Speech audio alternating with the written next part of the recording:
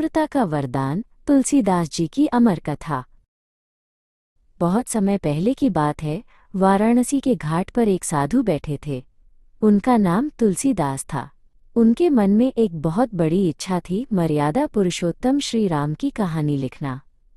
लेकिन जैसे ही उन्होंने कलम उठाई, उनका मन संकोच से भर गया। वे सोचने लगे, मैं इतना साधारण मनुष्य इतने महान प्रभु का वर्णन कैसे कर पाऊंगा। तुलसीदास जी ने अपनी आंखें मूंद लीं और खुद को एक छोटा बच्चा समझने लगे।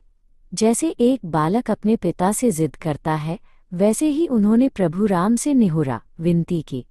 उन्होंने कहा, हे प्रभु, मैं तो अबोध बालक हूँ, मुझे शब्द नहीं आते। आप ही मेरी उंगली पकड़कर मुझसे ये लिखवा लीजिए।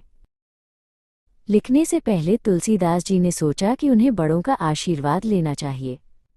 सबसे पहले उन्होंने आदि कवि वाल्मीकि जी को याद किया। उन्होंने कहा, मैं उन मुनि के चरणों की वंदना करता हूँ जिन्होंने रामायण की रचना की। उनकी कविता अद्भुत है। तुलसीदास जी ने वाल्मीकि जी की प्रशंसा में एक अनोखी बात कही। उन्होंने कहा कि वाल्मीकि जी की रामायण खर और दूषण, राक्षसों के वर्णन से भरी होने पर भी अत्यंत कोमल और दोष रहित है। जैसे कांटों के बीच भी फूल अपनी सुगंध नहीं छोड़ता, वैसे ही उनकी वाणी पवित्र है। इसके बाद तुलसीदास जी ने चारों वेदों और सृष्टि के रचयिता ब्रह्मा जी की स्तुति की। उन्होंने जाना कि ज्ञान और रचना की शक्ति वहीं से आती है।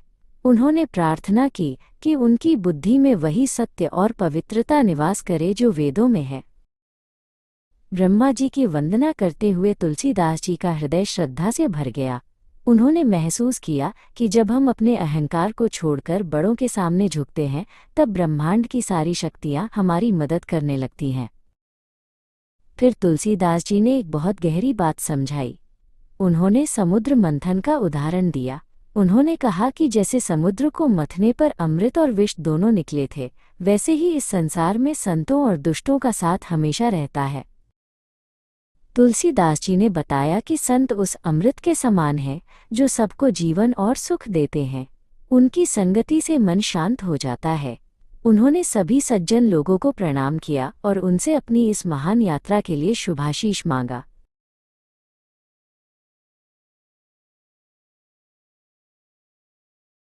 लेकिन तुलसीदास जी ने दुष्टों को भी नहीं भुलाया। उन्होंने कहा कि दुष्ट उस विष हलाहल की तरह हैं जो अशांति फैलाते हैं। उन्होंने बड़ी विनम्रता से उन्हें भी नमन किया ताकि वे उनके कार्य में कोई बाधा न डालें। उनकी ये विनम्रता देखकर स्वयं देवता भी चकित रह गए।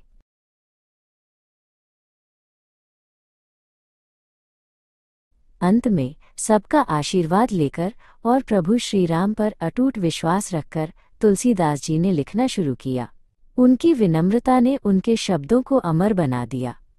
आज भी हमें ये कहानी सिखाती है कि किसी भी बड़े काम की शुरुआत हमेशा प्रार्थना और बड़ों के सम्मान से करनी चाहिए।